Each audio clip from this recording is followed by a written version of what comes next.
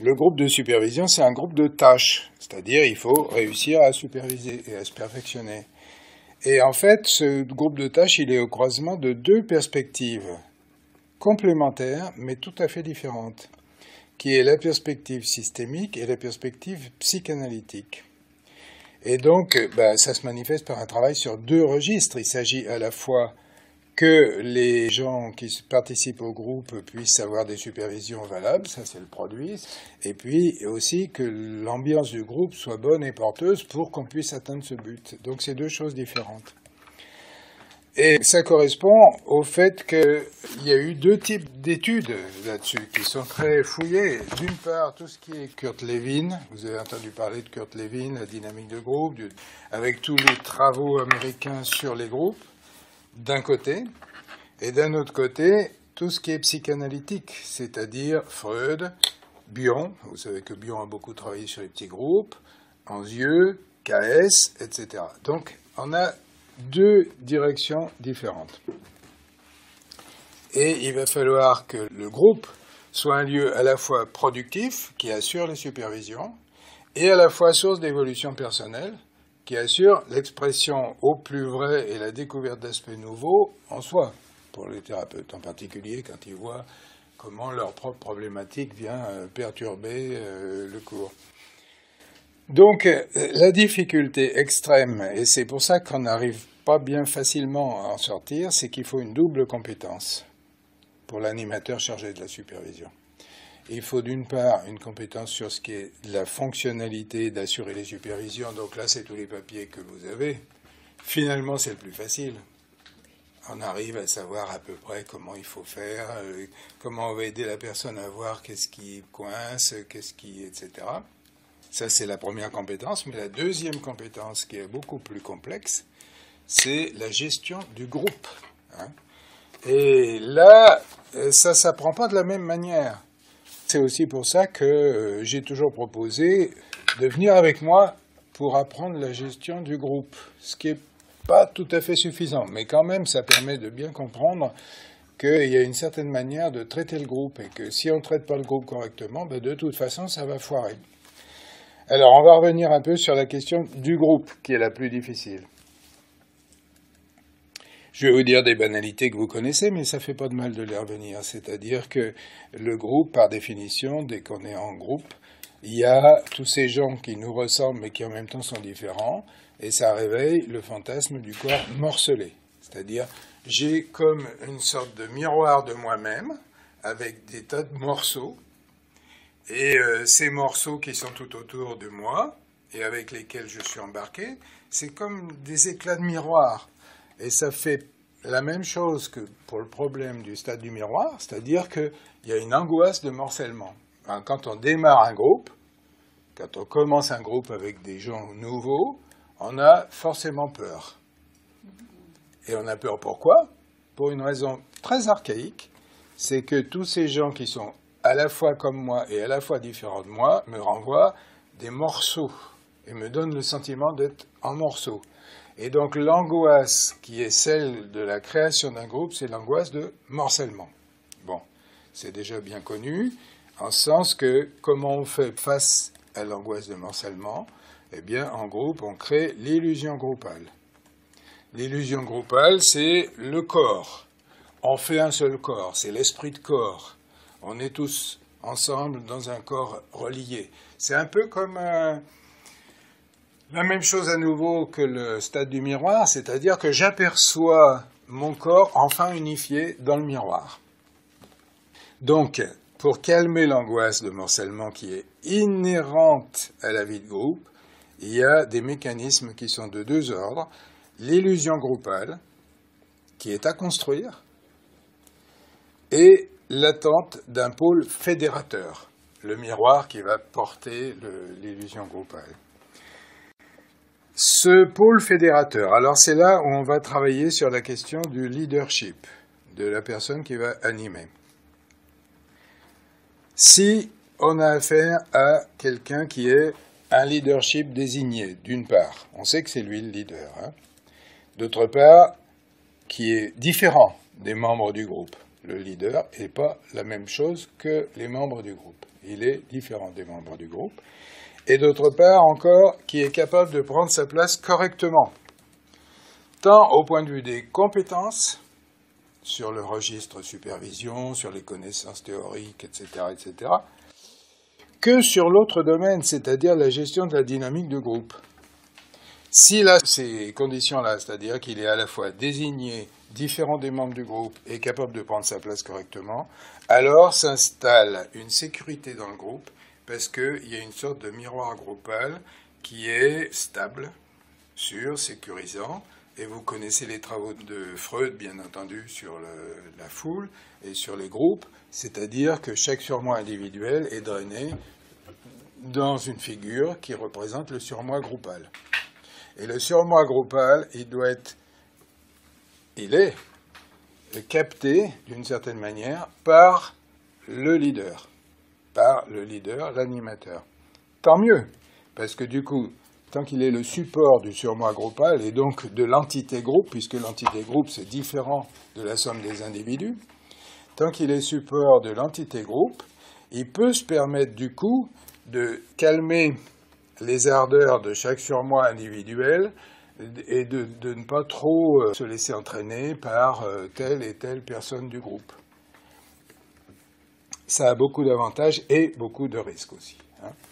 Donc ça, c'est assez classique. Donc une fois que le groupe a un leader désigné qui est support du surmoi groupal et qui amène la sécurité et l'alliance, et on verra ensemble quelles sont les conditions pour que le leader désigné puisse les amener, eh bien, à ce moment-là, il y a la question de l'adaptation pertinente du leadership. Alors, dans l'optique dynamique de groupe systémique, les WIN, les études américaines, etc., c'est pas difficile, vous retrouverez ça sur Internet, il y a 3 types de leadership. Directif, participatif, laisser-faire. C'est-à-dire, on trouve 3 types de leadership. Le leadership directif, c'est le patron qui donne des ordres, et tout le monde fait ce qu'il y a à faire.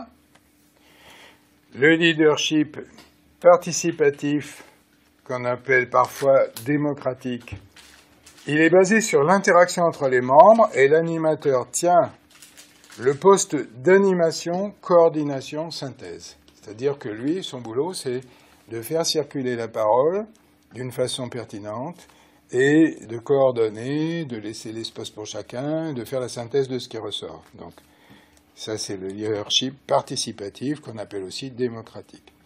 Et le 3e leadership, c'est le leadership laisser-faire, c'est-à-dire l'animateur est en retrait, il fait pas grand-chose, il prend pas sa place, il surveille les activités sans intervenir. Bon, on connaît les résultats et on sait que le leadership participatif est de loin le plus efficace. C'est celui qui permet une évolution correcte. D'ailleurs, l'évaluation des groupes, avec ces différents types de leadership, a été basée sur la qualité de la production, c'est-à-dire est-ce que la supervision est valable, et la satisfaction des membres. Il faut les deux. Et ça se trouve dans le cas d'un leadership participatif. C'est celui qui est le plus efficace pour la qualité de la production et la satisfaction des producteurs. Donc, le leadership participatif rassure les angoisses et permet l'expression des différences. Ça, c'est très intéressant parce que c'est une des choses qui est difficile dans un groupe. Vous commencez à apercevoir, et on va y revenir plus en détail, le problème des groupes sans leadership clair. Ce fameux truc de entre collègues, à égalité, etc., etc. Parce que s'il n'y a pas de leadership clair externe, eh bien, il y a un risque fort que le groupe devienne problématique. Alors ça a été très bien observé par Bion. Je vous rappelle ce que vous connaissez peut-être sans doute. Bion a montré qu'il y avait 3 modalités de base dans les groupes comme ça. Moi, je me rappelle du temps où j'avais fait de la dynamique de groupe avec Anzieux. c'était assez sauvage, c'est-à-dire ils nous mettaient en groupe et puis ils nous laissaient nous débrouiller. Et en fait, ça faisait émerger les hypothèses de base que Bion a très bien détaillées. Et c'était assez angoissant d'ailleurs. Les trois hypothèses de base, les trois structurations de base que Bion a détaillées, et Dieu sait s'il a travaillé sur les groupes, et ensuite il a servi pour tout le monde, c'est la dépendance, l'attaque-fuite et le couplage. Alors, c'est quoi ces trois hypothèses de base, ces trois formations de base inévitables quand il n'y a pas ce leadership dont je parle? La dépendance, c'est l'objectif premier de chacun des membres, c'est d'affirmer l'appartenance au groupe, quoi qu'il arrive. Quitte à oublier sa propre capacité à dire ce qu'on a à dire, etc. L'important, c'est d'affirmer l'appartenance au groupe. Attaque-fuite, c'est dans un groupe, il y a un bouc émissaire qui permet du coup au groupe de se souder et qui finit par exclure ce bouc émissaire, ou qui lui-même s'exclut, ou qui est très en souffrance. Attaque-fuite. Troisième type d'hypothèse de base, le couplage.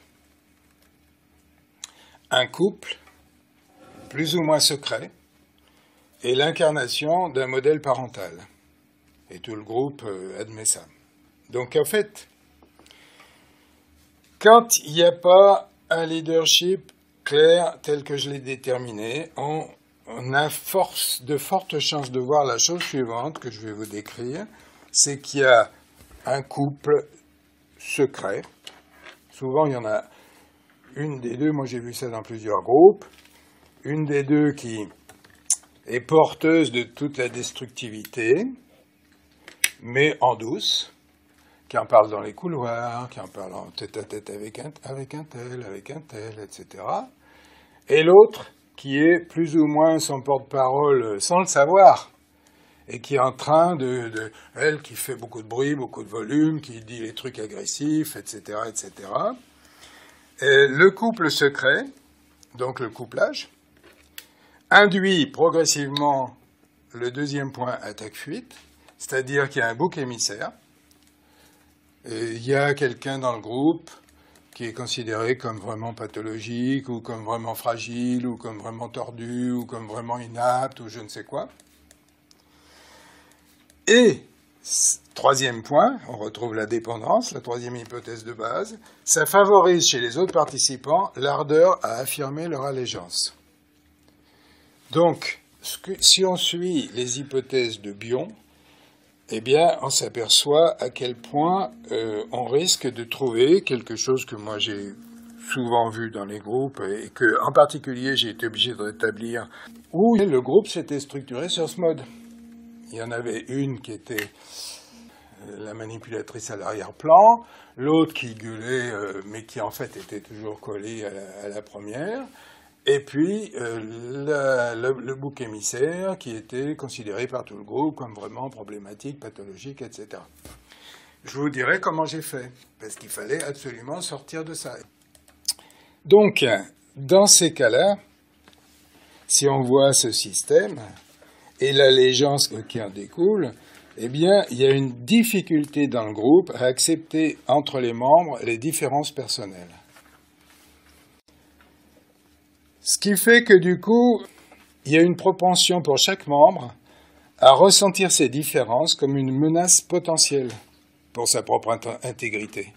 C'est-à-dire que dès que quelqu'un s'affirme un peu trop différent, il y a quelque chose qui est considéré comme une menace. Ben, vous connaissez ça, mais ça fait pas de mal de le revoir. C'est la pensée groupale, quoi. Le groupe a une entité. C'est une entité, c'est une vie propre du groupe. Les groupes, ils ont un style particulier, chaque groupe a son style. Et la pensée groupale, c'est difficile à admettre pour les individus qui y participent, parce que chacun se croit libre. Non, mais moi je suis libre, moi je pense, etc., etc. Et en fait, le groupe est une entité qui a sa vie propre, et cette vie pénètre les individualités du groupe. Et ça, c'est pas facile à admettre ni à reconnaître, surtout quand on est membre du groupe. Quand on est un poisson dans l'eau, on ne peut pas imaginer que l'air existe, par exemple. Alors, les conséquences de ça, de cette pensée groupale, elles sont nombreuses, elles sont au nombre de 4. Le climat du groupe peut changer notre conduite. Notre conduite personnelle. Ça, on s'en rend pas assez compte. Et à quel point les groupes auxquels on participe, surtout les petits groupes comme ça, sont source de changements possibles de notre comportement en toute inconscience. Le deuxième point, c'est que l'appartenance au groupe induit des stéréotypes, plus particulièrement des clichés sur les autres groupes, etc. Vous savez, on se différencie avec des stéréotypes. Le troisième point, c'est que l'appartenance à ce groupe amène l'adoption de standards de conduite, ce qui n'est pas forcément mauvais, mais en même temps, ça découle du fait qu'il y a une sorte d'idéal groupal et de surmoi groupal, et que donc on a des standards de conduite. Et compte tenu de ces standards de conduite, quatrième point, le groupe exerce une pression de conformité. Pression de conformité. Du coup, toute personne qui propose une nouveauté va être mise mal à l'aise par le groupe. Parce qu'il y a un désir de ramener le dissident, la nouveauté, etc., dans la conformité collective. Et ça induit, pour la personne qui veut amener une nouveauté, une souffrance individuelle forte. Parce qu'il y a vraiment une lutte entre l'individu d'un côté et la pression de conformité groupale qui pèse beaucoup.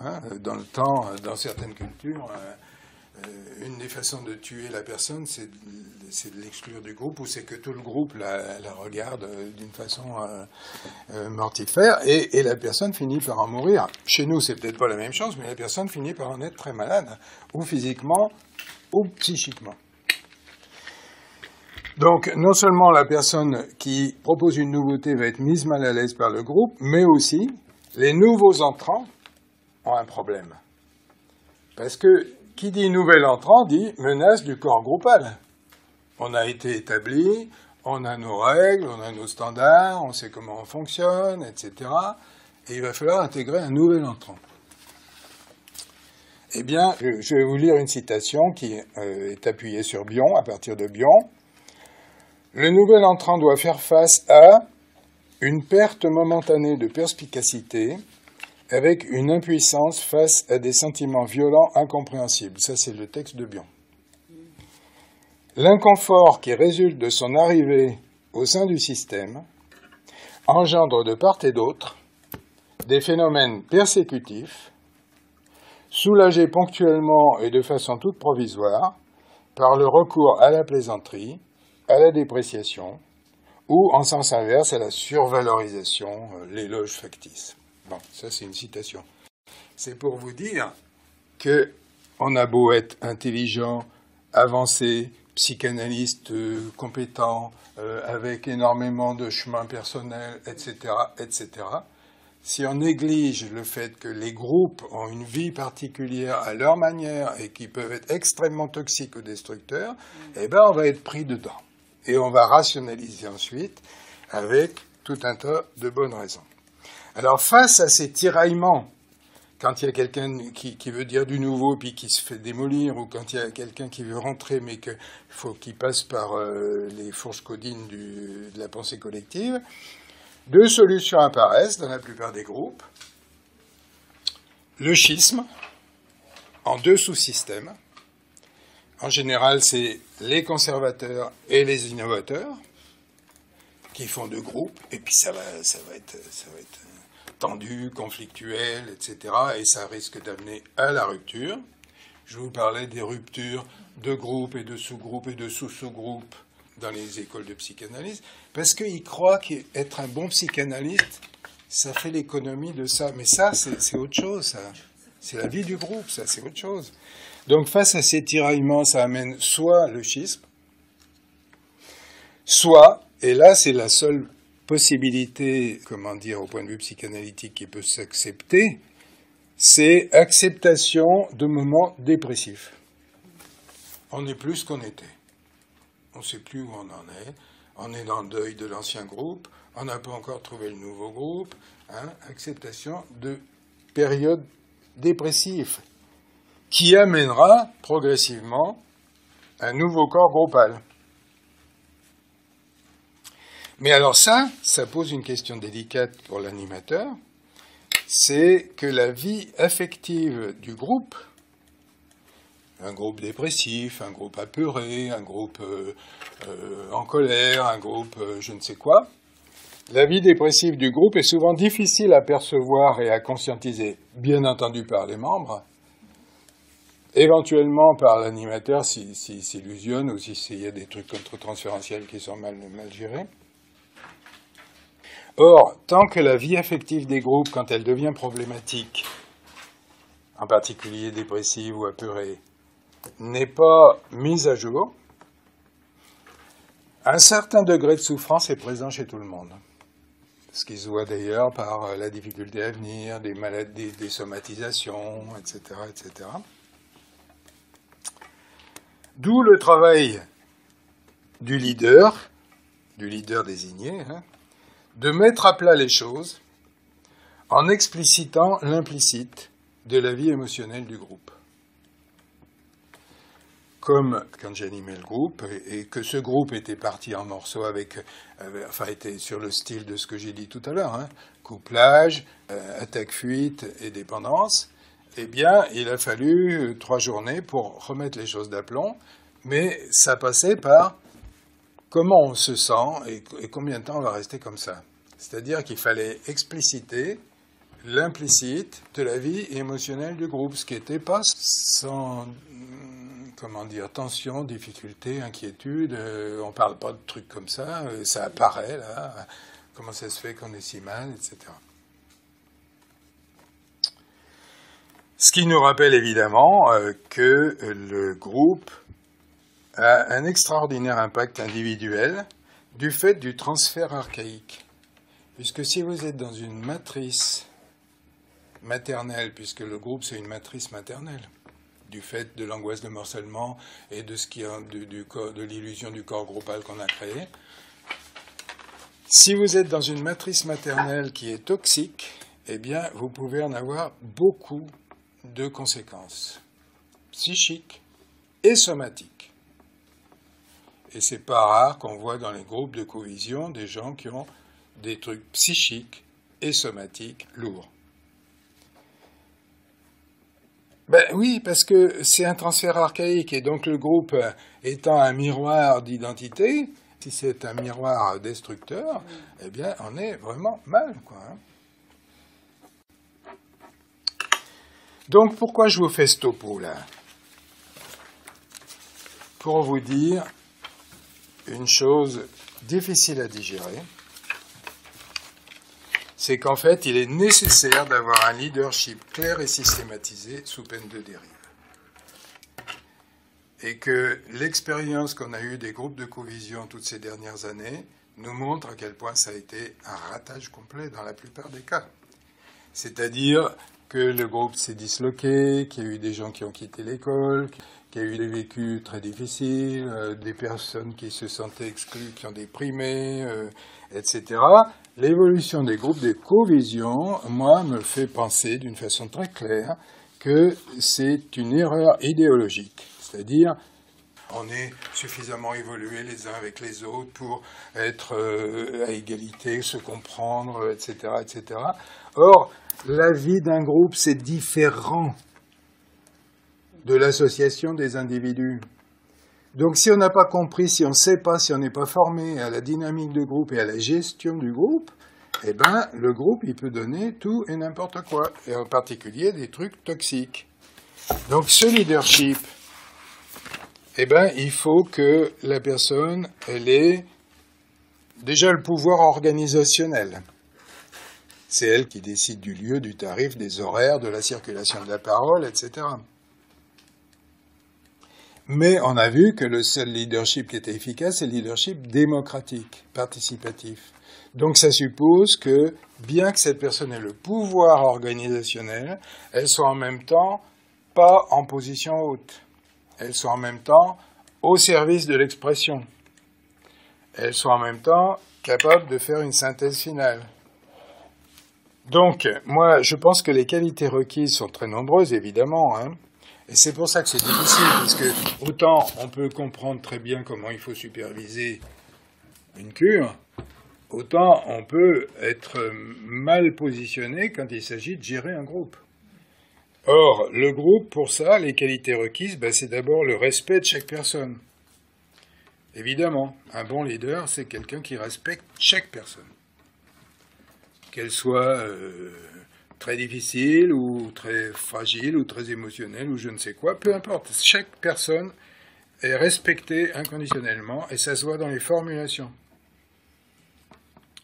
Les formulations sont respectueuses. Quelqu'un qui vient de présenter un cas, on ne va pas lui dire, en tant que leader, hein, les autres, mais on ne va pas lui dire, punaise, qu'est-ce que je me suis emmerdé pendant que tu le présentais. On va plutôt dire, il m'a semblé que pendant ta présentation, certains du groupe décrochaient, pour quand même lui faire sentir que là, il y a un problème, mais qu'il soit respectueux, quoi. Respectueux, et là, il faut être attentif à son contre-transfert, parce qu'en tant que leader, on peut avoir tendance à balancer des trucs, et puis à dire, mais c'est de l'humour, ou c'est parce que je suis comme ça, etc. Non, là, il y a une question de gestion du contre-transfert, et de respect inconditionnel de chaque personne. Premier point. Deuxième point, un absolu refus intérieur de désignation pathologique.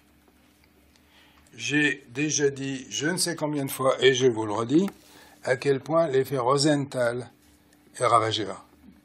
C'est-à-dire que si on est, mine de rien, sans le dire, mais qu'on a notre idée sur le fait que l'autre a drôlement cette pathologie, eh bien, on induit cette pathologie, et en plus, on induit la création d'une distance vis-à-vis de cette personne, puisqu'on la voit plus comme une personne, mais comme une étiquette pathologique. Ça, vous le savez, mais le faire, c'est autre chose, quoi. Et il faut remplacer, parce que malgré tout, il y a des gens plus ou moins pathologiques, c'est normal. Il faut remplacer cette idée pathologique par une compréhension des rôles et des jeux dans le groupe. C'est-à-dire à quoi ça lui sert. Je vous ai souvent dit le thème, peut-être pas à vous, mais en tout cas en supervision à Lyon, à quoi ça sert. Plutôt que, ah ben oui, c'est grave, quoi. À quoi ça sert dans le groupe? À quoi ça sert? Dans le groupe, il y en a toujours une qui est plus agressive, l'autre qui est plus tolérante, un troisième qui est plus rêveur, etc., comme si on se répartissait les rôles. Et pourquoi pas? Peu importe, tout est bon à partir du moment où le corps groupal fonctionne. Mais à quoi ça sert est plus efficace pour le leader que « ah ben oui, ça c'est tel type de pathologie ». Et le leader, alors ça c'est une des choses sur lesquelles j'ai beaucoup insisté pour ceux qui ont fait la formation GTDP, c'est qu'il doit percevoir la vie émotionnelle. GTDP, c'est Groupe de développement et thérapie personnelle. C'est la formation des groupes, les animations de groupe. De temps en temps, on la propose. Rappelez-vous que sur l'animation des groupes, la chose que je dis, c'est à quel point on est une sorte de haut-parleur de l'émotionnel du groupe. Et comment à l'intérieur de soi, on doit le percevoir. Donc, si on veut pouvoir travailler sur la vie émotionnelle du groupe, il faut en permanence être capable de le recevoir. Et enfin, les qualités requises, c'est de favoriser l'expression des diverses hypothèses de chacun. Bien entendu, le but étant de permettre que chacun s'exprime et que finalement le leader puisse faire la synthèse et amener des éléments utiles. Donc il faut avoir l'aisance avec la vie émotionnelle du groupe, il faut déjouer les 3 hypothèses de base de Bion, couplage, attaque, fuite, dépendance, afin que le groupe soit formateur et permette en même temps l'expression de chacun. Alors, oui, il y aurait encore beaucoup d'autres choses à dire, mais en gros, c'est ce que je voulais vous dire, c'est-à-dire que, on aura beau faire des cabrioles pour essayer de se dire, oui, on va tous être ensemble à se co-visionner, à faire de l'intervision, eh bien, vous êtes sans arrêt en danger de partir dans ces trucs-là. Et c'est ce qu'on a vu dans ces dernières années. Donc moi, je prends ma part de faute là-dedans, c'est-à-dire que j'aurais dû le savoir et ne pas favoriser le choix de la covision tel qu'il a été fait, en groupe. À la limite, des intervisions par Skype à 3-4 avec des gens qu'on aime bien et avec qui on sent qu'on fait du bon boulot, c'est peut-être moins dangereux que des groupes sans leader clair. Ou alors, il faut faire des groupes avec un leader désigné, différent des membres du groupe, et capable de prendre sa place correctement, et légitimé par le groupe. Ou alors parce que ça peut être un leader qui change aussi. Non, non. Parce que, si tu veux, le leader, il est le représentant du groupe, de la vie du groupe. Tu ne peux pas le changer en cours d'année. Ça doit être très insécurisant de faire ça. Insécurisant pour le groupe? Oui. Ah ben bien sûr. Bien sûr. Que... Non mais si tu veux, la difficulté pour nous tous, hein, et je la comprends complètement, c'est qu'on est coincé entre des impératifs concrets. Est-ce que je vais m'engager? Est-ce que je vais devoir y aller tous les mois? Est-ce que je vais ci? Est-ce que je vais ça? Etc. Et des impératifs théoriques, cliniques, dont on sait que ça ne peut pas marcher. Tu vas changer le leader tous les mois, ça ne marchera pas.